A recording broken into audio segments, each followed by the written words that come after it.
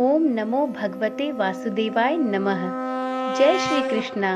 ओम नमः शिवाय। आप सभी को कार्तिक मास की अत्यंत हार्दिक शुभकामनाएं।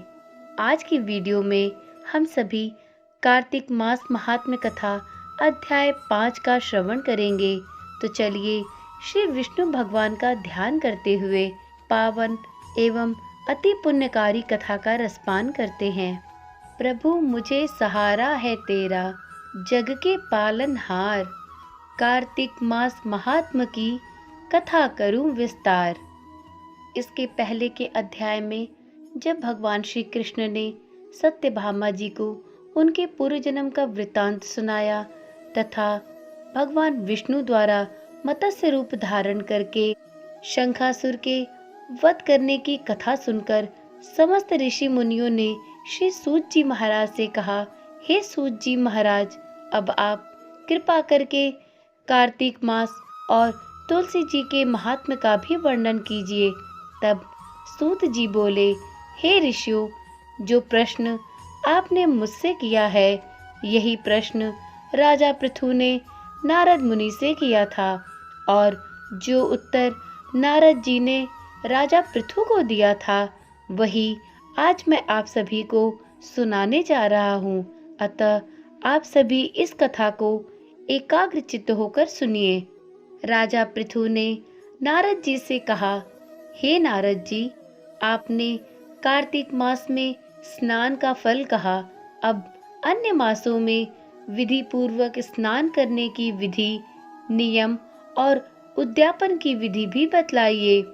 देवर्षि नारद कहते हैं, हे राजन, आप भगवान विष्णु के अंश से उत्पन्न हुए हैं, अतः यह बात आपको ज्ञात ही है। फिर भी आपको यथाउचित विधान बतलाता हूँ। आश्विन माह में शुक्ल पक्ष की एकादशी से कार्तिक के व्रत करने चाहिए। ब्रह्म मुहूर्त में उठकर जल का पात्र लेकर गांव से बाहर पूर्व अथवा उत्तर दिशा में जाना चाहिए। उसके बाद जो मनुष्य मुख शुद्धि नहीं करता उसे किसी भी मंत्र का फल प्राप्त नहीं होता है। अतः दांत और जीभ को पूर्ण रूप से शुद्ध करना चाहिए और निम्नलिखित मंत्र का उच्चारण करते हुए दातून तोड़नी चाहिए। हे वनस्पतये, आप मुझे आयु, कीर्ति, तेज, प्रज्ञा, पशु, संपत्ति, महाज्ञान, बुद्धि और विद्या प्रदान करो। इस प्रकार उच्चारण करके वृक्ष से 12 अंगुल की दातून ले। दूध वाले वृक्षों से दातून नहीं लेनी चाहिए। इसी प्रकार कपास, कांटेदार वृक्ष तथा जले हुए वृक्ष से भी दातून नहीं लेनी चाहिए, जिससे उत्तम गंध आती हो और जिसकी टहनी कोमल हो, ऐसे ही वृक्ष से दंत धावन ग्रहण करना चाहिए। प्रतिपदा, अमावस्या, नवमी, छठी, रविवार को, चंद्र तथा सूर्य ग्रहण में दातून नहीं करनी चाहिए।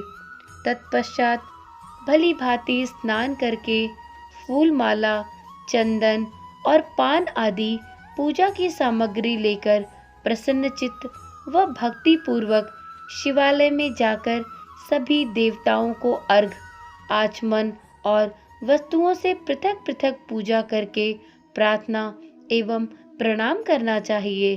फिर भक्तों के स्वर में स्वर मिलाकर श्री हरि का कीर्तन करना चाहिए। मंदिर में जो गायक भगवान श्री हरि के कीर्तन करने आए हों, उनका माला, चंदन, तांबुल आदि से पूजन करना चाहिए, क्योंकि देवलोक में सभी देवता भगवान विष्णु को अपनी तपस्या, योग और दान द्वारा प्रसन्न करते थे, परंतु कलयुग में भगवत गुणगान को ही भगवान श्री हरि को प्रसन्न करने का एकमात्र साधन माना गया है।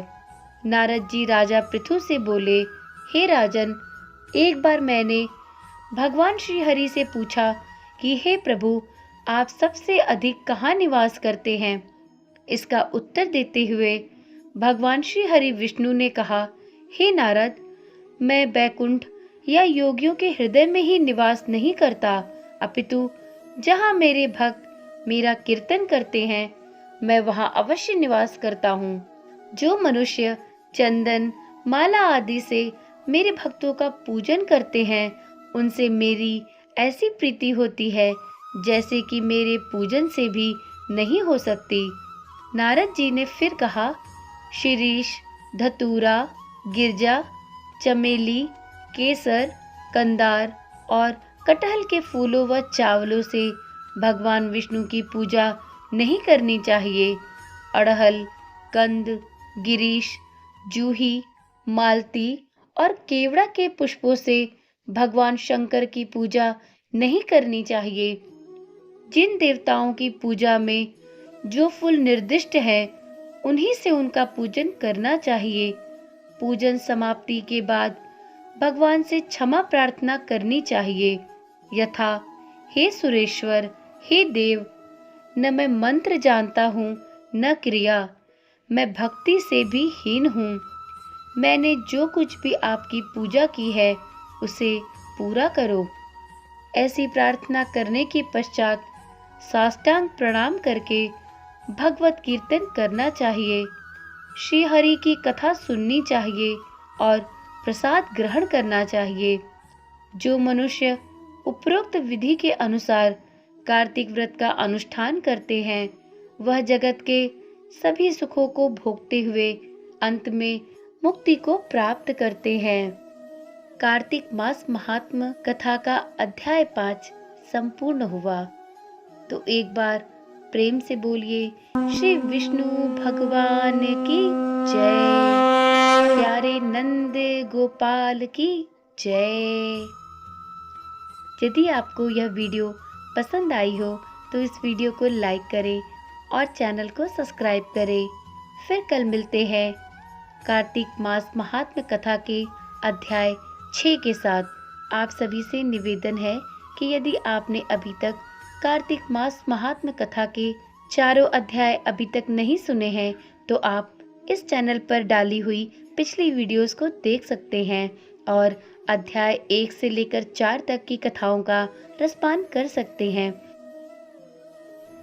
यदि आपकी इन कथाओं को सुनने में रुचि है तो आप कार्तिक मास में प्रतिदिन शाम को 7 बजे इस चैनल पर कार्तिक मास महात्म्य कथाओं का श्रवण कर सकते हैं।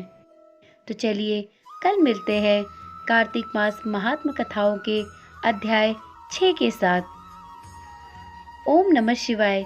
जय श्री कृष्णा। राधे राधे।